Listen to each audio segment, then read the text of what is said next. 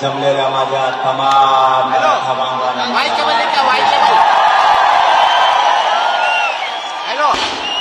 नाशिक जिल्ह्यातल्या मराठ्यांनी नाव काढलं. नाशिक जिल्ह्यातला मराठा ताकदीने एकजूट झाला. सगळ्या राज्याला तुम्ही आज दिशा दिली.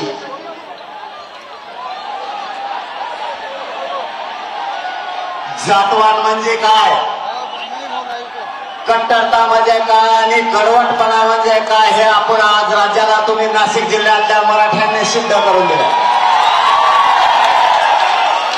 महाराष्ट्रातल्या मराठ्यांना नाशिक जिल्ह्यातल्या मराठ्यांचा गर्व वाटेल इतक्या ताकदीनं तुम्ही एकत्र आलात, त्याबद्दल तुमच्या मनापासून आभार.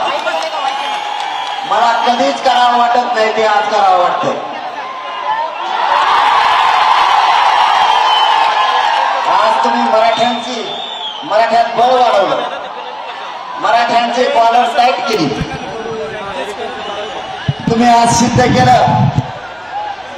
आता लेकरासाठी लढायचं, जातीसाठी लढायचं, नेत्यासाठी आणि पक्षासाठी लढायचं नाही.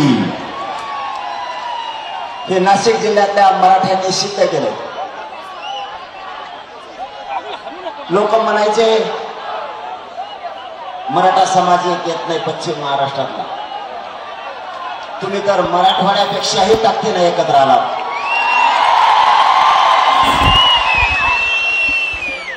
आणि ते तुमच्या जिल्ह्याला लागलेली साडेसाती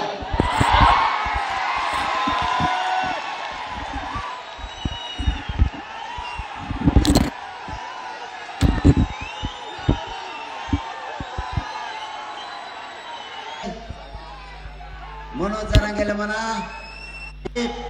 गळेल वासरू असल्यासारखं त्यांनी छगन भुजबळच्या मागामागे चालत. त्या छगन भुजबळने सगळी शिवसेना मोडून टाकली, राष्ट्रवादी मोडली. आता नंबर 1 देवेंद्र फडणवीसच्या भाजपचा. तरी यांच्या लक्षात येणार याच्या नादी नाही लागायला पाहिजे. आता माया नादी लागल्यात त्याची एवढी फजिती चालली. मला जवळ उभा राहून बोलता येतं तवरच बोलणार आहे बरं का. मी कमरात जर चमक निघायला लागले ना मला लगेच खाली बसायला लागतं. माझ्या कमरात इतक्या चमका निघाल्यात आणि माझं हे उपोषण शेवटचं उपोषणामुळं ना पूर्ण अंग गळून गेलेलं आहे. माझ्या वेदना मी तुम्हाला कधीच सांगणार नाही, कारण तुमच्या वेदनापेक्षा माझ्या वेदनेला काहीच किंमत नाही. माझ्या समाजाच्या वेदना मला घालायच्या. माझा समाज माझ्या मराठ्यांच्या लेकराला शिकवतोय. त्याचं स्वप्न आहे आपले लेकरं मोठे झाले पाहिजेत, आपला समाज मोठा झाला पाहिजे. मला या करोडो मराठा समाजाच्या वेदना बसू देत नाहीये. माझ्या 4था दिवस हे डॉक्टर सोबत आहेत. गाडीवरच बसून आहे डॉक्टर. असा डॉक्टर असतो का कुठं? डॉक्टर गाडीवर, त्याला दवाखान्यात ध्यानात नाही राहिला त्याला दवाखाना आहे म्हणून. ते डॉक्टर आलं माझ्यासारखंच आंदोलक होऊन बसले. त्याला वाटलं तपासून याला तपासायला आला आणि इकडेच राहिलं. दोन्ही डॉक्टर दोन्हीचे दवाखान्याला मोठाले 100 खोल्याचे दवाखाने दोघांचे. पण दोघांच्या ध्यानात नाही राहिलं. आपले दवाखाना बंद पडला का सुरू. त्यांना काय तपासावं कळत नाही मा, कारण मा एक शिर चलत नाही, अंगात ताकद नाही, रक्त नाही. पुढं ते कानात घालते तर ते पुढं टिकेल का माझ्या हाडकावर टेकत आहे. त्यांना मिळाला का नाही याचं नेमकं काय दुखत आहे, याला कोणचं इंजेक्शन द्यावं. आता मग दुखणं डॉक्टराला कळणारच नाही. महा दुखणं इतकं बेकार आहे. मला पाहिजे मराठ्याला आरक्षण. ह्या दुखण्याला नाही मोजित मी, ह्या दुखण्याला मी मोजित नाही, कारण ह्या वेदना काहीच नाही तितक्या माझ्या समाजाच्या भयंकर वेदना आहेत. पगारे आहेत का मागे? पगारे सर आहेत का? पगारे सर आहेत का? पगारे सर आहेत का? हे बबन भाई पगारे सर आहेत का मागे?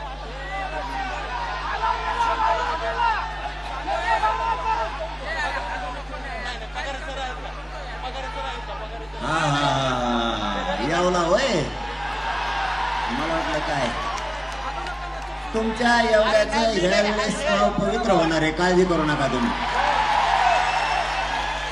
येवल्याला लागलेला डाग धुतला म्हणून समजा, काळजीच करू नका. त्याचा हा कार्यक्रमच लावतो. जेव्हा मराठा आरक्षणाच्या मराठ्यांच्या विरोधात आला, मराठ्याला त्रास दिला, त्याचा कार्यक्रम झालाच म्हणून समजा. तो कोणी पण असू द्या, महाराष्ट्रातला कोणी पण असू द्या.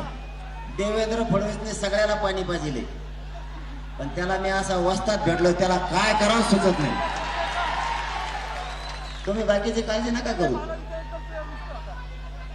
काय प्रॉब्लेम आहे रे दोघा तिघाचा? मग आता बोललो ना मी, चल खाली बसण्यात बाहेर होय, चल बस खाली. बाकीचे काही आलेले येडे समजतो का तू? की आरक्षणासाठी आले, तू काय आडायला आला का? चल होय बाहेर. तुला तीनदा गोडी सांगितलं नाही कळलं. मराठा समाजाच्या वेदना या सरकारच्या लक्षात नाही आल्या. शेवटी यांनी सगळ्यांना मिळून मराठ्यावर अन्याय करायचा ठरवलंय. पुढचे येणारे जाऊ द्या, खालीच बसवतो. मला नाही दम निघत, काय करू यार. मला तुमच्या वेदना बसू देत नाहीत, मग शरीर मला दमदारी नाही. मराठा समाजाच्या वेदना याच्यावर बसता येणार नाही मला. मी उभाच राहतो, जवळ जे होईल ते होईल. त्याच्यावर बसल्यावर जास्त चमक निघायची नको नको, त्याच्यावर बसल्यावर जास्त चमक निघायला लागली. अरे पुढं पुढं पडन ना मी त्यांना पाडाय सोडून. गोड बोलून असं मोबाईल नेतो तुम्ही मला. आता जाऊन तिथं गेल्यावर बसले 17 मजल्यावर जाऊन. माघारी बी आहे ना लवकर. मुख्यमंत्री मला म्हणते, कोणामुळं? तुला एकट्यालाच आहे ना, सगळ्या दोन्याला यायला लागली. असं करू नको. येवल्यात ऐकू आहे ना, त्या टायमाला म्हणजे चिन्हच कळा ना, असं नको म्हणू. या बरे गेलाच पाहिजे ते. हो, त्याने लय त्रास दिलाय. आणि ते येवल्याचे लोक मला येऊन सांगायचे, तुम्ही जरी निवडून द्या म्हणले तरी आम्ही त्याला पाडीत असतो. इतके ते बी येऊन करतील. जाऊ द्या, मला वाटतं त्याला महत्व देऊ नये आपण. तसले मराठ्याच्या खिशात लय मोठे. याला लय किंमत दिली का ते जास्त येडवून करते. त्यामुळे त्याला किंमत देऊ नये आपण. आपला विषय मराठ्यांना ओबीसीतून आरक्षण मिळवून देण्याचा आहे. आणि यांचं म्हणणं आहे ते मिळू द्यायचं नाही. मायबाप मराठ्यांनो, कुणबी आणि मराठा एक ही लक्षात असू द्या. कोणाचा बाप जरी आडवा आला ना, तरी मराठ्यांना ओबीसीतूनच आरक्षण मिळवून द्यायचं. कोणी पण आडवं येऊ दे. प्रत्येक जिल्ह्यात नोंदी सापडल्या. याचा अर्थ मराठा हा ओबीसी आरक्षणात. पहिलं काम करायचे, नाशिक जिल्ह्यातल्या गावागावातल्या मराठ्यांनी 29 तारखेला अंतरवाली लिहायचं. 29 तारखेला पाडायचे का उभा करायचे?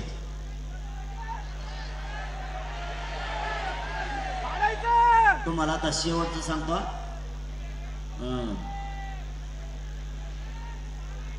पुन्हा वळवळ नाही करायची. 29 तारखेला हे काय छगन भुजबळची सभा नाही कुणी बी मध्ये बोलायला. खिचडी त्याची इथं खिचडी चलत नाही. इथं राईट कार्यक्रम लावणारे मराठीत आम्ही.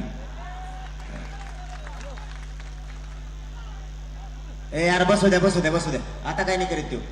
आता मग एका चाट्यात आलाय तो. याच्यानंतर नुसते वळवळ करून द्या. भुजबळ सहित त्याला उचलतो. सारखा बाजूला तुम्ही. त्याची कायमची बडबड बंद झाली पाहिजे. कारण यांचं औषध माझ्याजवळच. देवेंद्र फडणवीसला सुद्धा मीच औषध दिले. छगन भुजबळला दिलं, पण कालपासून बोलायला लागलंय ते. त्याला वाटलं असं कवर मागं राहावा, येव पडणार आहेत आपण आणि तेव्हा पडणार आहेत, बोलून तर घ्या. मराठा हा ओबीसी आरक्षणात आहे. आपल्याला ओबीसीतून आरक्षण मिळवायचंय. काही झालं तरी हरकत नाही. ओबीसीतून आरक्षण मराठ्यांना मिळवून द्यायचंय म्हणजे द्यायचंय. सगळ्या पक्षातल्या मराठ्यांनी जागे व्हा. अशी संधी पुन्हा येणार नाहीये. पक्षाला आणि नेत्याला बाप मानण्यापेक्षा जातीला बाप माना. आपले लेकरं उघड्यावर पडतील याचा विचार मराठ्यांनी करा. ज्या पक्षाच्या नेत्याला तुम्ही मोठं केलं त्याचे लेकरं मोठे झाले, त्याच्या 20 पिढ्या त्याला संपणार नाही एवढी संपत्ती त्याच्याजवळ तुमच्या जीवावरती झाली. तुमच्या लेकराचा काय हा प्रश्न लक्षात असू द्या. निवडणुका आल्या की उगा भावनिक व्हायचं काम करू नका. कोणता नेता असला किंवा कोणत्या पक्षाचा आमदार असला किंवा मंत्री असला, आपलं कोणीच नाही हे लक्षात ठेवा. पुन्हा बोंबलत बसू नका. आमचे लेकरं मोठे होत नाहीत, आमच्या लेकराला नोकऱ्या लागत नाहीत, आरक्षण मिळत नाही आणि आरक्षण नसल्यामुळं आपले लोक आपले विद्यार्थी मोठे होत नाहीत, हे बोंबलत बसायचं बंद करा. वेळ आल्यावर बदला घ्यायचा शिका. वेळ आली की बदला घ्यायचं शिका. 42-45 वर्ष फसवलं, आता नाही. आता 2024 ला सगळ्याचे टांगे पलटी करायचे. जर मराठ्यांना आरक्षण दिलं नाही तर 29 तारखेपर्यंत देतात का बघू. आज 13 तारीख. शंभूराजे देसाई साहेबांचं माझं ज्यावेळेस बोलणं झालं होतं त्यावेळेस मीडियाच्या बांधवाच्या साक्षीनं झालं होतं. त्यांनी सांगितलं होतं की आम्ही 2 महिन्याचा वेळ मागितला होता, परंतु 1 महिन्याचा दिला. 13 जून ते 13 ऑगस्ट 2 महिने बरोबर झाले. कारण नंतर आपण पुन्हा त्यांना 1 महिन्याचा वेळ वाढून दिला, म्हणजे त्यांच्या म्हणण्याप्रमाणे 2 महिने दिले. मला तरी वाटतं आजपर्यंत त्यावरती कसली हालचाल झालेली नाही. याचाच अर्थ सरकारला आपल्याला आरक्षण द्यायचं नाही किंवा भाजपमधले लोक यांना आरक्षण देऊ देणार. नेमका काय डाव हे कोणी सांगायला तयार नाही. नेमका डाव काय कोणी सांगायला तयार नाही. पण नवीन डाव त्यांनी आता आणला. तुम्ही बैठकीला या, ते त्याला म्हणता या आणि हे याला म्हणता या. बोलिलं की हे बी जात नाहीत, नाही ते बी जात नाहीत. मरण आणलं आपलं. महाविकास आघाडी म्हणते आम्ही जात नाहीत. हो राव, खरंच तो मग सारखंच आहे. मी बी तरायला लागल्यावर तसंच करत असतो. कारण आपण काय मोजित नाहीत कोणाला. जातीपेक्षा आपल्यापाशी मोठं कोणीच नाही. जात सगळ्यात मोठी. नेते फेते हे असले किती काय आले किती काय गेले. त्यांच्यात अंतरवाली पाठच झाली. आता त्यांना एखाद्या बारी इमानात याच्या गाडीवर जाताना मध्ये रस्त्यात एखादं अंतरवाली नाव जरी दुसऱ्या गावात दिसलं तर ते म्हणजे इकडं कसं काय गाडी आली आपली. इतकं टेन्शन येतं त्यांना अंतरवालीचं. अंतरवालीचा मॅपच बंद केलाय त्याने. आता तिकडं जायचं नाही म्हणजे. यांनी आपल्यावरती आरक्षण नाही देऊन घाव घालायचं ठरवलं. बघा आता डाव यांचे. प्रामाणिकपणानंच नाशिकच्या जिल्ह्यातल्या सगळ्या मराठ्यांनी मला सांगा, आपण एसीबीसी आता 10% दिलेलं आरक्षण मागितलं होतं का? यांनी बळच दिलं. बरं दिलं तर दिलं, त्याची व्हॅलिडिटी दिली नाही. 3 राऊंड मध्येच व्हॅलिडिटी द्या म्हणते. काय होत नाही. आता मी मागा लागलो म्हणून 6 महिने केलं. आपलं दुसरं म्हणणं होतं ज्यांच्याकडे कुणबी प्रमाणपत्र निघालेत त्यांना 6 महिन्याची व्हॅलिडिटी द्या. त्यांनी त्यांनाही नाही दिली वाढून. यांनी आपल्यावरती न टिकणारं 10% आरक्षण दिलं. न टिकणार आणि ईडब्ल्यूएस आपलं घातलं. आणि पसरायला लागलेत काय? जरांगे पाटलांमुळं किंवा या मराठ्यांच्या आंदोलनामुळे ईडब्ल्यूएस आरक्षण गेलं. आम्ही घातलं का? आम्ही म्हणलं की ईडब्ल्यूएस रद्द करा. तुम्हाला 10% कोण द्यायचं सांगितलं? तुम्ही नाही तिथं येईल खांदिता आणि परत म्हणता पाणी कसं काय लागलं नाही. खडकावर खांदल्यावर तुमच्या बापाला पाणी लागेल का? तुम्हाला मागितलंच नाही, तुम्ही कसं काय देता? आणि आता म्हणतात ते आरक्षण आमच्यामुळे गेलं आणि आमच्या लेकराचं वाटोळं करायला लागले. हे मराठ्यांच्या लक्षात आलं की हे प्युअर खोटं बोलायला लागले. आणि हे सांगायला कोणी समजून सांगायला? ते मुंबईचं नाही किती मावशी ती ते नाही, दुसरंच नाव आहे त्याचं काहीतरी. हा ते माझ्या विरोधात हे सगळे विधान परिषदेवर गेलेलेच आमदार बोलत आहेत. पटांगणातला बोलतच नाही. जेव्हा विधानसभेला उभा राहणार आहे ना तेव्हा म्हणतो नको त्याला बोललं की पडतच माणूस. कारण आता कसा कचकाता केला ना लोकसभेला यांना अशी जिरली नाही तेव्हापासून.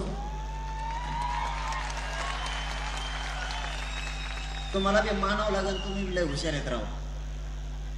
मी नुसतं पाडा म्हणलं तुम्ही राईटच पाडिलो. एक जण तर तुमचे झालं तो बातमी राहिली.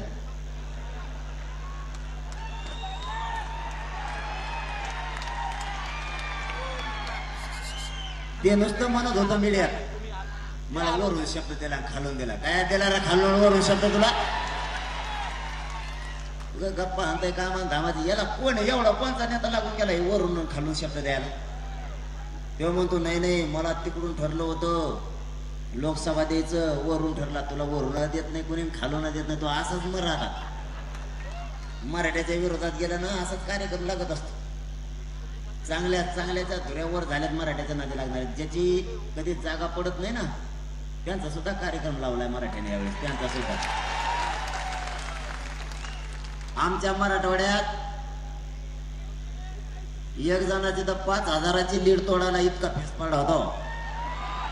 इतकं बेकार काम आहे मराठ्याचं. मराठ्याचं नादी मराठ्याच्या नादी लागलं का असं होतं. आपल्याला 29 तारखेला ठरायचं लढायचं का पाडायचं. निर्णय कोणचा होऊ द्या. इतक्या ताकदीनं काम करायला उभा करायचं ठरलं तरी मराठ्याची शान राहिली पाहिजे. मराठ्यांची इज्जत जाऊ देऊ नका. त्या उमेदवारात जात आणि मुलगा बघा. त्याचं तुमचं पटतंय का नाही हे बघायचंच नाही. त्याचं तुमचं पटत नसलं जर उमेदवार दिला धनाधन मतदान करायचं. त्याने काम नाही केलं की माझ्याकडे या तुम्ही त्याला घोडेच लावतो मी. तुम्ही त्याची काळजीच करू नका. फक्त यावेळेस जर उभा करायचं ठरलं तर ताकदीनं मतदान करायचं. सगळ्यांनी डोळ्यासमोर ठेवायचा मुलगा आणि जात. कारण एवढ्या वेळेस मुलाच्या आणि जातीच्या नावावर लोक मध्ये जाऊ द्या. आतापर्यंत तुम्ही लोक पक्षाच्या नावावरती विधानसभेत पाठवले. आता एकदा मुलासाठी जातीसाठी मध्ये जाऊ द्या. 75 वर्षाची एखाद्या वेळेस बदल होऊ द्या ना. आणि सगळ्या जाती धर्माच्या लोकांचं हेच म्हणणं शेतकऱ्यांचे प्रश्न सोडून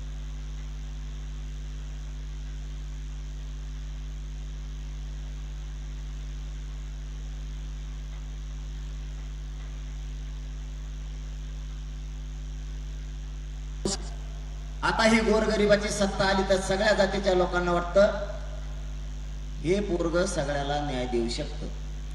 मुसलमान तर आपल्यापेक्षा जास्त करायला लागले. आपल्यापेक्षा जास्त. मी जर पाडा म्हणलं ना ते लगेच म्हणतात पाडू. मला भेटले ते म्हणले पटेल. म्हणलं पाडा. ते म्हणले पाडो. म्हणलं पाडो तर पाडो.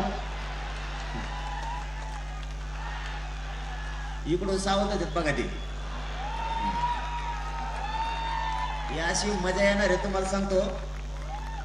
मुसलमान मराठा दलित 12 बरोजगार जर भिडेने एकदा शिटाचा कार्यक्रम झाला म्हणून समजायचा. यांचा कार्यक्रम करायला काहीच लागत नाही. औ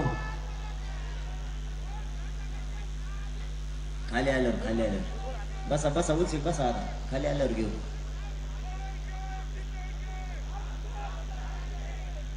आपल्या समाजानं एकजूट दाखवल्याने सगळ्या जातीच्या मनात आशा पल्लवी झाल्या. प्रत्येकाला वाटायला लागलं गोरगरिबाची आणि शेतकऱ्यांची सत्ता येऊ शकते, गोरगरिबांना न्याय मिळू शकतो, हे प्रत्येकाला वाटायला लागलं. असा या राज्यात आता माणूस न राहिला नेता सोडून की गोरगरिबाची सत्ता येणार नाही असं म्हणणारा. माझी मराठा समाजाला हात जोडून विनंती की संधी आहे, जर आपल्याला आरक्षण दिलं नाही तर आपल्याला काही करून देणारा बनावं लागणार आहे. कारण आपण त्यांना 1 वर्षापासून आरक्षण मागतोय. देशात इतक्या ताकदीचं आंदोलन कधीच झालं नसेल. सलग 1 वर्ष झालं हे आंदोलन सुरू आहे, सलग. आणि लाखांना लोक या आंदोलनात सहभागी आहेत. कारण जर आंदोलन उभा केलं तर कधी काळी संपू शकतं असे आंदोलन झालेले. परंतु इतक्या लाखांना आणि इतक्या ताकदीनं हे आंदोलन सुरू आहे की आजही ते आंदोलन संपलेलं नाहीये आणि ताकद मात्र तीच आहे. कुठेही जा, मराठी आजही लाखातच आहे. तरीही ते आपल्याला आरक्षण देत नाहीये. देवेंद्र फडणवीसांनी चुका केल्या, आरक्षण द्यायचं सोडून षडयंत्र सुरू केले आणि त्या षडयंत्रात मला उघडं पाडायचा प्रयत्न केला.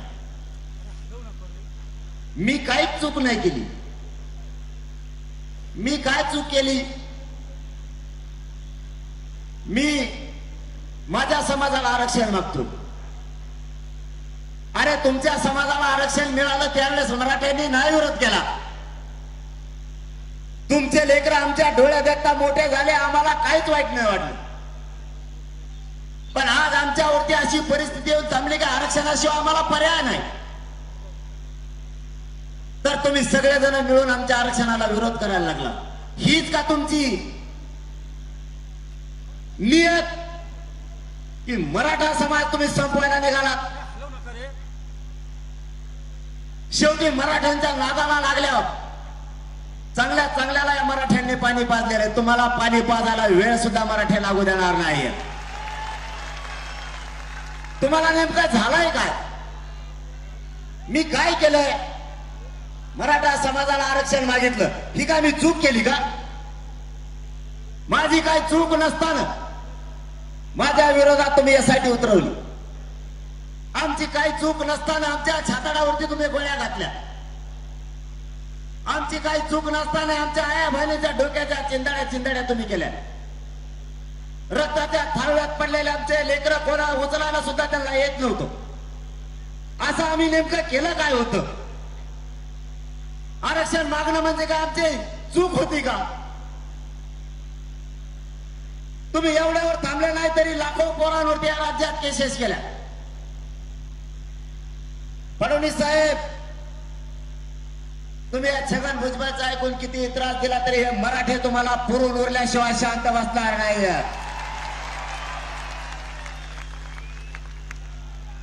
तुम्हाला आणखीन या नाशिकच्या पवित्र भूमीतून सांगतो, फडणवीस साहेब, तुम्हाला या पवित्र भूमीतून सांगतो, नाशिकच्या, माझ्या नादाला लागू नका, आरक्षण द्या. नसता मुळात जळ्यासकट तुमचा भाजपाचे उमेदवार उठवून फेकल्याशिवाय मी शांत बसणार नाही.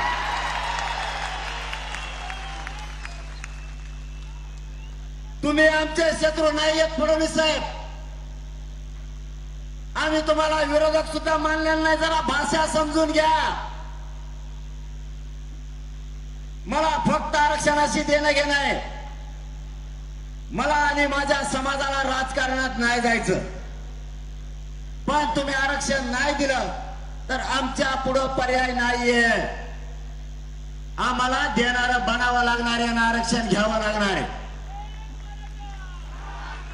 तुम्ही आमची भावना आणखीन तरी समजून घ्या. भांडणं लावू नका. भांडणं लावायचं एक बंद करा. तुम्हाला भांडणं लावायची लय सवय. तुम्ही मराठ्यात भांडणं लावून दिली. त्या दरेकरच्या माध्यमातून अभियान सुरू केलं. अभियान ते षडयंत्र आणि सापळा आहे. तो काय काम करतोय? मराठ्याच्या संघटना फोडितोय तो दरेकर, आणि त्यांना माझ्या विरोधात सभा पत्रकार परिषद घ्यायला लावतो. तो परत समन्वयक फोडायला लागलाय आणि समन्वयकाच्या माध्यमातून ऐका काय असतं, शेवटी आपल्यावरती चांगले संस्कार समजून घ्या. मला काय सांगायचं तुम्ही समजून घ्या. ते आत्ता ज्या बंधूंनी घोषणा दिली नका देऊ, त्याचं कारण सांगा. शेवटी संधी देणं गरजेचं आहे. समजून घ्या मला तुम्हाला काय म्हणायचं. मी एवढा संयमी आहे ना, म्हणून मराठ्यांच्या पदरात बरंच आरक्षण मिळालं. घोटाळा जर असतो ना, आंदोलन बेमोड असतं, मराठ्याला यांनी काही मिळून सुद्धा दिलं नसतं. मला वाटत नाही माझ्या समाजाला डाग लागावा किंवा माझ्या समाजाची शान कमी व्हावा. मी काम करतोय माझ्या समाजाची शान वाढावी म्हणून. नसता तुमच्यापेक्षा कलाकार आहे. तुम्ही आता म्हणलात ना, त्याच्यापेक्षा डेंजर शब्द असते. माझी विनंती आहे नाशिक शहरातून, जिल्ह्यातून, महाराष्ट्रातल्या मराठ्यांच्या पोरांना आणि समाजाला पण, जे चुकले ते जाऊ द्या. वयानं मोठे आहेत राणे साहेब, चुकले ते एकदा जाऊ द्या. अनुभव वयानं मोठे आहेत, एखाद्या वेळेस आपणच माफ करायचं असतं. कारण त्यांनीच त्यांच्या मनानं वयाची मर्यादा त्यांनी ठेवायला पाहिजे होती. आपलं वय काय, त्यांचा अनुभव काय, त्यांचं योगदान किती आहे याची जाण मराठ्याला आहे. पण मी त्यांचा सन्मान करतो पहिल्यापासून. आपण त्यांना दादा म्हणतो कारण त्यांचा अनुभव मोठा आहे, वय पण मोठं आहे आणि योगदान पण आहे. पण याचा अर्थ असा बी नाही की मग आम्ही तुमचा सन्मान करतो म्हणल्याच्या नंतर तुम्ही कुठं पण बोलायचं आणि काय पण बोलायचं, ते पण आम्ही नाही ऐकून घेणार ना. पोरांनी इथून पुढं त्यांच्याबद्दल बोलताना थोडं वयानुसार त्यांच्या तारतम्य बाळगा, ही माझी विनंती तुम्हाला. त्यांच्या पोराचं हो द्या काही पण, कारण ते पोरग आपलं पोराचं हो द्या काही पण. परंतु त्यांचं वय मोठं आहे,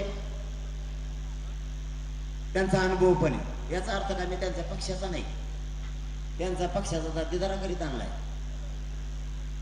परंतु आपल्यावरती संस्कार चांगले आहेत. राणेसाहेब वयानं मोठे आहेत, अनुभव आहे, योगदान पण आहे. पण त्यांनी सुद्धा ती मर्यादा पाळायला पाहिजे की आपल्याला या राज्यात मान आहे, सन्मान आहे. उगाच देवेंद्र फडणवीसचं ऐकून, कारण ते तुमच्या त्या नाशिकचं जसं येडं झालंय तसं ते भुजबळचं ते फडणवीस बी येडं झालं. त्याचं ऐकून राणे साहेबांनी कशाला टाकड्या गुंतून पडायचं उगाच, काही गरज आहे का? यांच्या कशाला नादी लागायचं. मी प्रत्येक वेळेस सांगितलंय, मी त्यांचा सन्मान करतोय, त्यांनी बोलू नये आणि त्यांना जर सोडित नाही, मी हे सांगितलंय त्यांना. परत मी आजही नाशिकच्या माध्यमातून इथून सांगतो, मी पाठीमागे निलेश साहेबाला सांगितलं होतं की तुम्ही त्या दोघांना समजून सांगा, आम्ही त्यांचा सन्मान करतोय. मी जर मागं लागलो तर मी सोडणार नाहीये. त्यांनी सुद्धा याचा विचार केला पाहिजे की राज्यातली जनता आपल्याला मानणारी आहे, आपण बी कोणीकडे बोलू नये. कारण मी त्यांना काही बोललोच नाही, तरी ते मला म्हणले मराठवाड्यात येऊन बघून घेईल. आता मराठवाड्यात येऊन बघू काय बघणार आहे तुम्ही? मराठवाड्यात काय साधे चित्र मराठीत होईल. परत तुम्हाला येताना पश्चिम महाराष्ट्रातून यायचंय, मुंबईतून बी यायचंय, परत उत्तर महाराष्ट्राचा कोपरा लागणार आहे आणि उत्तर महाराष्ट्रातले नाशिकचे तर आमच्या मराठवाड्याचे पुढे आहेत. पण गरजच नाही ना. मी म्हणतो हे ऐकून घ्यायची, म्हणायची. आम्ही तुम्हाला पाय लावलाच नाही, कारण आम्ही तुमचा सन्मान करतो. तुम्ही उगाच बोलता. माझी आज खरंच मराठा समाजाला विनंती आहे, त्यांच्या वयानुसार ते बोलले तरी आपण त्यांना उत्तर नाही द्यायचं. ते पोरा सोराचं काही भय ना, त्यांच्या पोराचं आपलं कसं का चला ना. पण शेवटी ते वयानं मोठे आहेत, त्यांचं योगदान आहे. सगळ्यांना बोलताना त्यांच्याविषयी थोडंसं सन्मानाने बोलत जा. लयच हाताच्या बाहेर इशाई गेला तर बघू, लयच हाताच्या बाहेर गेला बघू ना, दमत ना वया पोट्याला. यासाठी मग मुंबईला नको म्हणतो मी. आता म्हणते चला मुंबईला. काय मुंबईला रे? मुंबईला गेले की काय साधी फजिती नाही होत, माघारीचीच नाहीत, मंत्रालया पुढेच आंघोळीला बसली. लय शान आहे यार तुम्ही. मला पार तिकडे यायचे पोलिस ते म्हणत ते उठाण राव आंघोळ करताना, आता कोण बसलाय मला काय माहित. इतके एका जणाच्या हाटला पुढेच बसले भात शिजी. 2 घंटे झाले आता भातच शिजणार. ते परेशान झाले. पोलीस त्याच्याकडे गेले, ते म्हणले ही झोन आहे, कोणचा तरी झोन असतो ना काहीतरी, त्याला काय जोर फिनकळत माझ्यासारख्याचा संधी. झोन म्हणल्यावर तर त्याने इतका फेस लावला अंगाला, 2 घंटे झालं तरी त्याचा अंगाचा फेस निघाला आणि त्याला रोड दिसना, रोडवरच झोपलो. आणि हे पुरे जर तिकडे गेले असते तर वाशीतच होते सगळे. वाशीतला एक बी माणूस तिकडे गेला नव्हता. तर तिथं एक 5-6 बिल्डिंग होत्या, एक तर 17 तळापेक्षा जास्त असेल, सगळ्यात वर बसलेली. मी बी टेन्शन मध्ये आलो, वर गेले कसे, कारण त्या बिल्डिंगला पायऱ्याच नव्हत्या. मुख्यमंत्री मला म्हणते हे वर कसं काय केलं, मला नाही माहित. आणि ते म्हणले मुंबईत आल्यावर काय करते, म्हणलं त्यांनाच जाऊन विचार आता काय करते. आणि आता तर पुन्हा म्हणायला लागले एक चक्कर हाणून येऊ. मला बी वाटतंय जरा बरेच आमदार येऊन करायला लागलेत, मला वाटतं एक चक्कर हाणूनच यावं आपण मुंबईला. त्यांना अशी मस्ती आली. आणि कसल्या आडनावाचे परत मेळणे ताळणे कुठं होते काय होते, मराठ्याच्या जीवावर मोठ्याला झालेला अवलादी ह्या. असा माज आला यांना, मला वाटतं एक जर राऊंड हाणून आला ना मुंबईला बरंच राहील. अरे काय मुंबई आपली नाही का, मग जाऊ नाही का आपण. आता बोलणाऱ्या आमदाराचं घर कसं आहे काय आपण बघितलं पाहिजे बाबा. दार कसं आहे त्याचं, काय लावतोय, त्याच्या घराला फॅन कोणचा आहे आपल्याला आणायचा नाही, पण बघायचं आहे त्याच्या घरात काय काय आहे बाबा. फ्रीजचं पाणी पितो का गटरातलं पितोय, बघणं काम आहे ना, शेवटी आपलं आहे ना ते. आपल्या माणसाच्या घरी आपण जाऊ नाही का. मग मुंबईत कोणचा आमदार बोललेला जरा वाटतं एकदा घर बघूनच यावं आपण कसे कसे. आणि सगळ्या मराठ्यांचंही म्हणणं आहे 2 कामं करायची. एक काम म्हणतात निवडणूक लढायची, आणि दुसरं म्हणतात एकदा मुंबईत चक्कर हाणून यायची. बघू काय करायचं ते. तुम्ही सगळे येतात का नक्की, खोटं बोलू नका बरं का. नाही तर तुम्ही राहायची इकडं मी जायचो एकटाच, मला असं रेटी देन पोलिस तिकडं. तुम्ही सगळे येतात ना. आम्हाला पोलिसांनी तुम्हाला सांगतो असं कुटिलेलं एकदा या देवेंद्र फडणवीसचं ऐकून. त्यांच्या हातातल्या दांडके मोडे तरी ते मागचं काळ हातात नाही राहत का, त्याने सुद्धा आणतो तेव्हा. इतकं रेटचे आम्हाला ते दोन्ही हाताने. आणि सगळे हरणारे जवळपास त्यातले 90% मराठे नव्हतेच. त्यांनी निवडून आणली होती वाटतं. हात नावं त्यांचे आडनावं, कारण ते पोरं खिशावर वाचायचे ना हाताने. त्याला म्हणजे एवढा राग होता मराठ्याचा. अधिकाऱ्याला राग असला पाहिजे का, जात असली पाहिजे का, नाही. आणि समजा आता तो देवेंद्र फडणवीसचं ऐकून हाणलं आणि कदाचित जर आमची सत्ता आली तर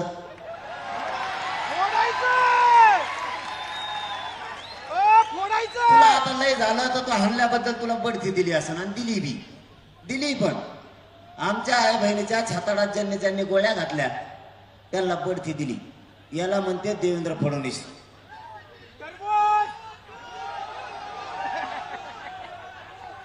लोकांच्या आई बहिणीला जर मारलं तर तिथं बढती मिळते.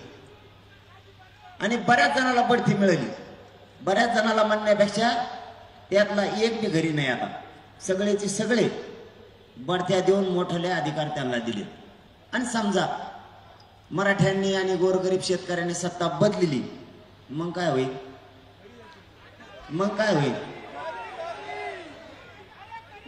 तुम्हाला जातीवाद कशाला पाहिजे मला हे नाही कळत.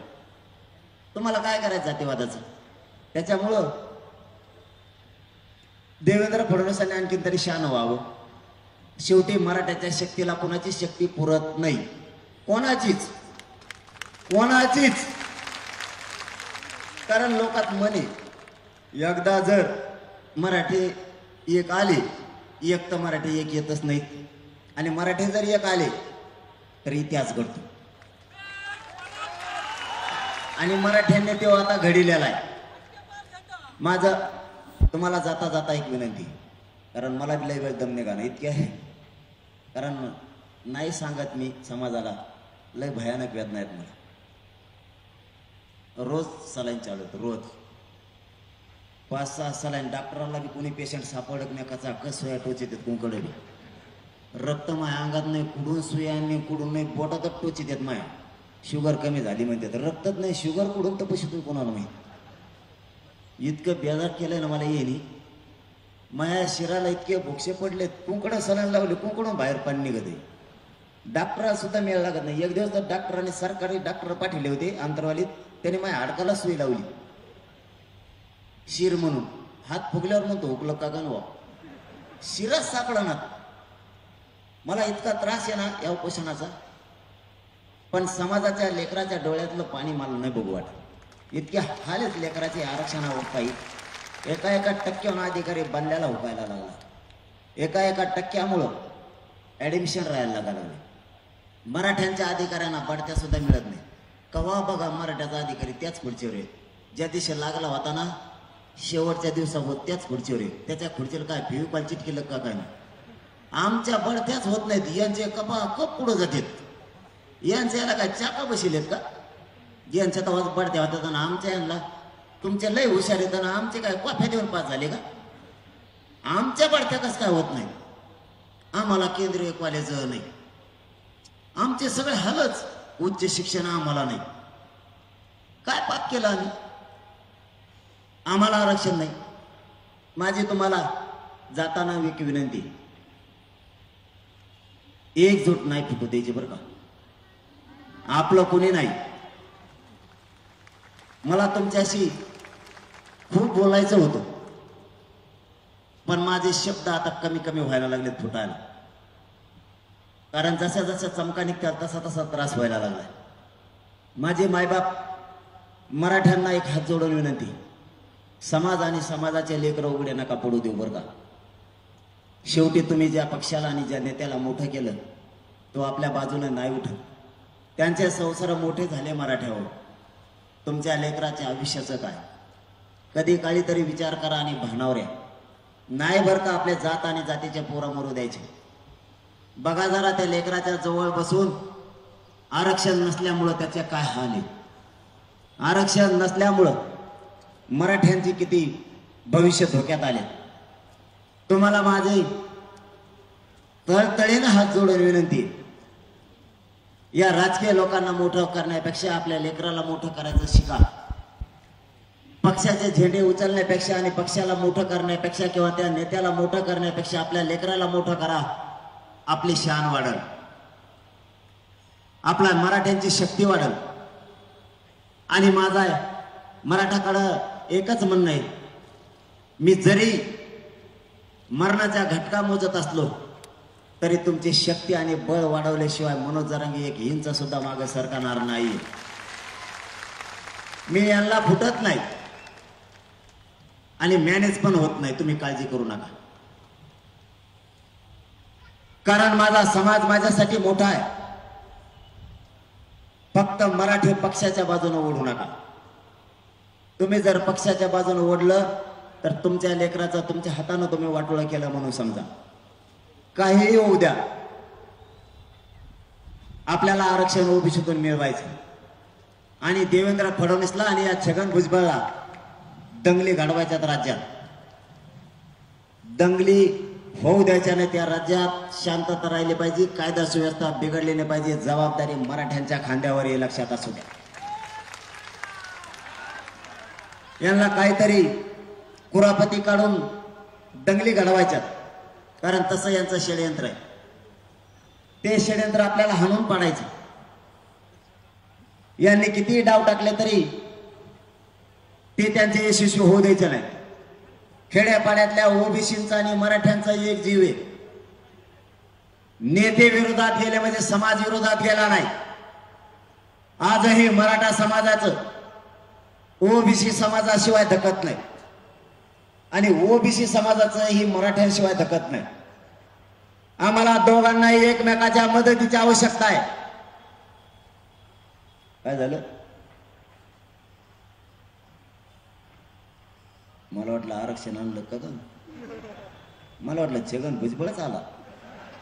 ते असाच येतो बघा खालून, याच्या बाजा खालून त्याच्या बाजा खाली निघन, त्याच्या बाजा खालून याच्या बाजा खाली निघन. त्याला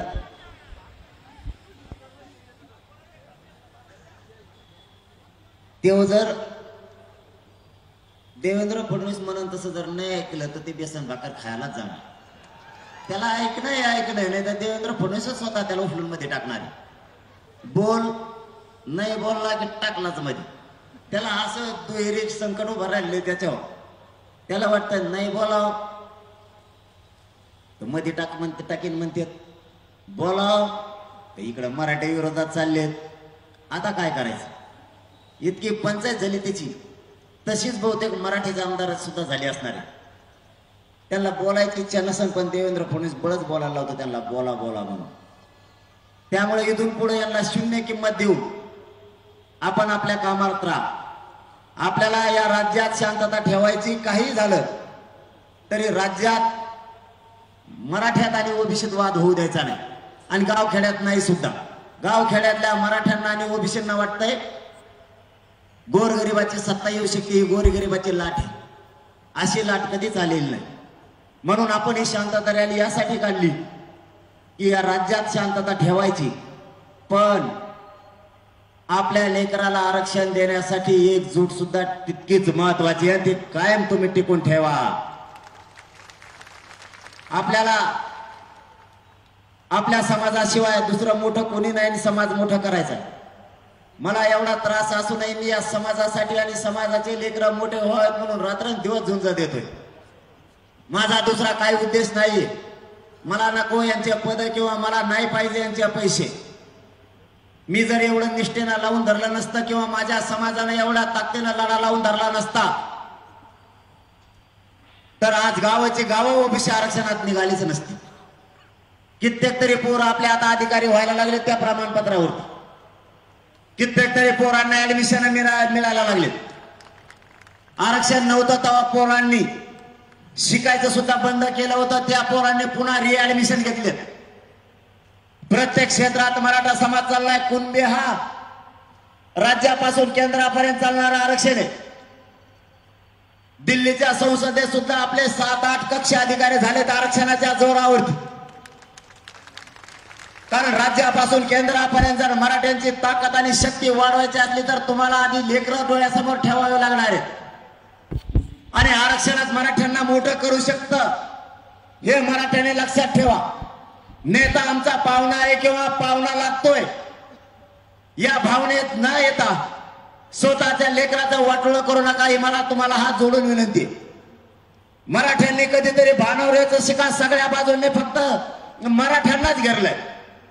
सत्ताधाऱ्यांनी आणि विरोधकांनी दोघांनी मराठा उघडं पाडायचं ठरवलंय. दोघांचंही म्हणणं आहे मराठ्यांना आरक्षण नाही मिळालं पाहिजे आणि ओबीसीच्या नेत्याचंही म्हणणं आहे मराठ्यांना आरक्षण नाही मिळालं पाहिजे. इतकं मोठं षड्यंत्र चाललेलं असताना तुम्ही पक्षाच्या बाजूने बोलतात कसे? मराठ्यांचं रक्त मराठी म्हणून कधी जागा होणार आहे? स्वतःच्या लेकराच्या बाजूने तुमचं रक्त कधी गरम होणार आहे? स्वतःच्या मुलीचा आणि मुलाचं वाटोळं होताना तुम्ही उघड्या डोळ्याने कसं बघता? स्वतः इतके पैसे लावलेत, व्याजानं काढलेत, उसं तोडलेत, वावर इकून स्वतःचे पोरं आणि पोरी शिकवल्या. त्यांच्या डोळ्यातलं पाणी स्वतः उघड्या डोळ्यानं मराठे तुम्ही कसं बघू शकता? तुम्हाला नेता जवळचा की तुमचे लेकरं जवळचे? नेत्याला मोठं करून तुम्हाला काय मान उंचावणार आहे? तुम्ही कोणती कॉलर टाईट करून रस्त्याने चालणार आहे? नेत्याला मंत्री करून तुमची काय शान वाढणार आहे? त्याचेच पोरं पैसेवाले करून तुम्हाला कोणती हिंमत गाजवायची? मराठ्यांनी स्वतःचे पोरं आणि स्वतःची जात मोठं करण्यासाठी झुंजा. कोणाचे ओझे उचलायचे आपल्याला गरज नाही. स्वतःचे लेकरं मोठे करायचे शिका. स्वतःची जात प्रबळ बनवा. स्वतःची जात जर एकदा शक्तिशाली बनवली तर मराठ्यांना कोणाच्याच पुढे हात पसरायची गरज नाही.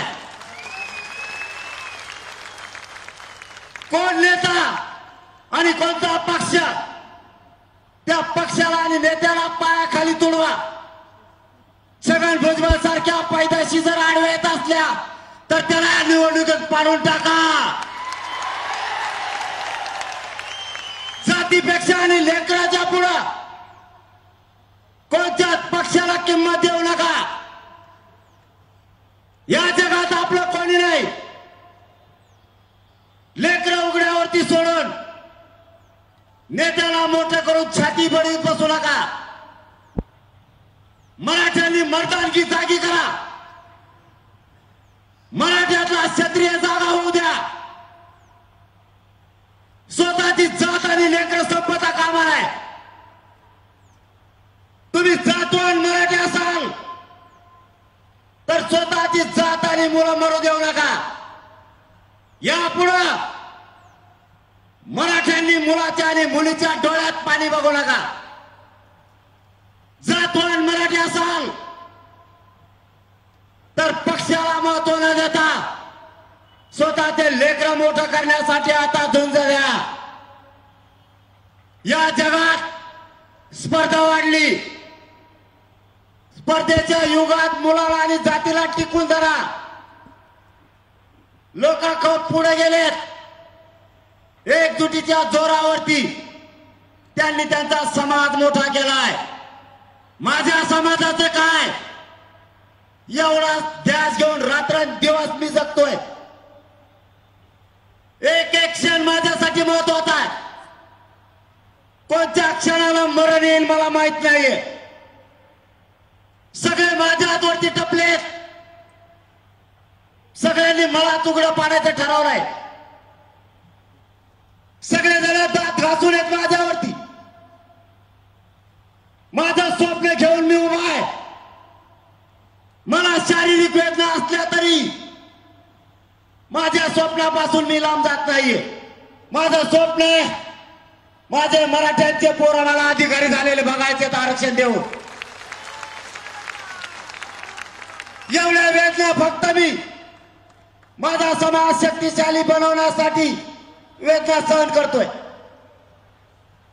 मी इंचभरही मी बघितलेल्या स्वप्नापासून बाजूला जात नाहीये. मी क्षत्रिय मराठा आहे. मराठ्यांशी गद्दारी करणारी पैदास आणि औलादवाजी नाहीये. मला नको याचा पैसा आणि पद. मला फक्त माझा मराठा समाज मोठा करायचा आहे. माझ्या समाजाला त्रास दिल्याला मला सहन होत नाही म्हणून मी वेदना सहन करतोय. माझ्या शरीराच्या वेदनेपेक्षा माझ्या करोडो समाजाच्या वेदना माझ्यासाठी महत्वाच्या. त्याला क्षत्रिय मराठा म्हणलं जातं. मैदानात उतरल्यावर मी मागे सरकत नाही. क्षत्रियांचा धर्म आहे मैदानात उतरायचं नाही. आणि जर मैदानात उतरला तर विजयाचा टिळा लावूनच घरी यायचं किंवा मरूनच वापस यायचं. माई बापा जात मोठी करायची. सत्ताधारी असो नाही तर विरोधक असो यांना महत्व देत बसू नका आणि यांच्या दबावात सुद्धा येऊ नका. एकजुटीने राहा. एकजूट वाढवा. पक्ष करत बसू नका. हे 5 वर्षातून एकदा येत आहे. हे मोठं होतील. पण जर तुम्ही पक्षाच्या मागे पळाला तर पुढच्या पिढ्या मराठ्यांच्या तुम्हाला माफ करणार नाहीत. तुमचा नातू तुम्हाला विचारणार आहे आमच्या आरक्षणासाठी भविष्यासाठी का लढला नाहीत. कोणाची तरी बहीण विचारणार आहे. कोणाचा तरी भाऊ विचारणार आहे आमच्यासाठी का लढला नाहीत. आता तरी मराठ्यांनी भान ठेवा आणि भानावर या. मी शेवटी जाता जाता पुन्हा विनंती करतो एकजूट असू द्या. महाराष्ट्र जागा करा आणि सगळ्यांनी जाऊ दे गाडीत न्या त्यांना. अँब्युलन्स आहे का? चक्कर आली वाटतं त्यांना. हाय बोलत येते. जाऊ दे गाडी जाऊ दे रे. अँब्युलन्स मध्ये जाऊ द्या. अँब्युलन्स कुठं आहे? हा इथं जवळच लागलं सुईला. येऊ दे इकडे. डॉक्टर आहेत आमच्याकडे लय मोठे. मला तपासायला ठेवलेत ना माहिती. देवेंद्र फडणवीस तर का डॉक्टर द्या ना आम्हाला, मग आम्ही आमचेच डॉक्टर केले. अय पेशंट बसण्यासाठी आंबुलन्स पळते काय, लय तापडे व देवेंद्र फडणवीसचा ड्रायव्हर.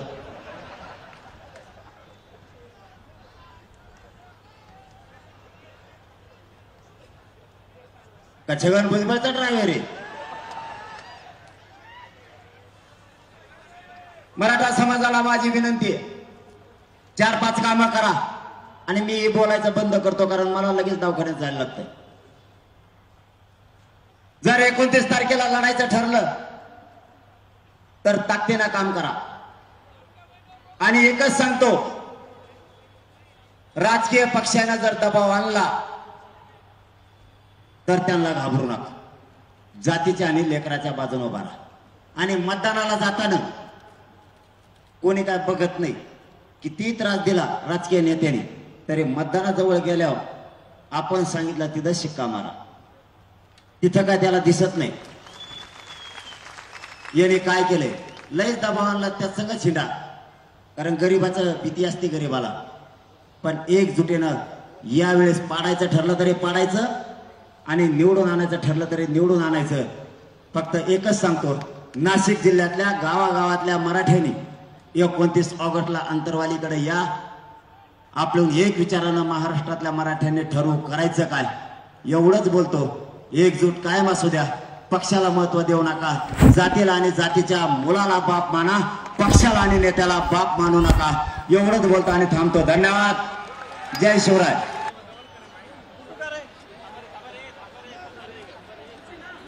नाही, पुढच्या टप्प्यात घेऊ आपण. खानदेशचे तुम्ही जे विदर्भातून लोक आहेत ना, यांच्यासाठी आपण दुसरा टप्पा टाकणार आहे. मी आता आंतरवालीकडे लगेच निघणार आहे, कारण मला हॉस्पिटलला ऍडमिट व्हायला लागतंय. पासून ते 20 ऑगस्ट पर्यंत, 14 ऑगस्ट ते 20 ऑगस्ट पर्यंत राज्यातल्या सगळ्या मतदारसंघातल्या बांधवांनी आंतरवालीकडे आपण आपला डाटा घेऊन यायचंय. 14 पासून त्याची सुरुवात 20 तारखेपर्यंत केली जाणार आहे. आणि आपण 29 तारखेला आंतरवालीकडे सगळ्यांनी यायचंय हे सांगतो, कारण मला आता आंतरवालीकडे निघणं अत्यंत गरजेचं आहे, कारण माझी तब्येत जास्त मला त्रास द्यायली. तुम्ही सगळ्यांनी ताकद दिली, ताकदीनं जमलात, त्याबद्दल नाशिकच्या आणि जिल्ह्यातल्या मराठ्यांच्या चरणी मनापासून नतमस्तक होतो. अशीच मायबाप एकजूट असू द्या. तुमची शान वाढवल्याशिवाय मी गप बसणार नाही. तुम्हाला मान खाली घालून जगावं लागल असं एकही पाऊल मी कधीच उचलणार नाही. शब्द देतो आणि थांबतो. धन्यवाद. जय शिवराय. सगळ्यांनी दमाने जा, गाड्या पळवू नका.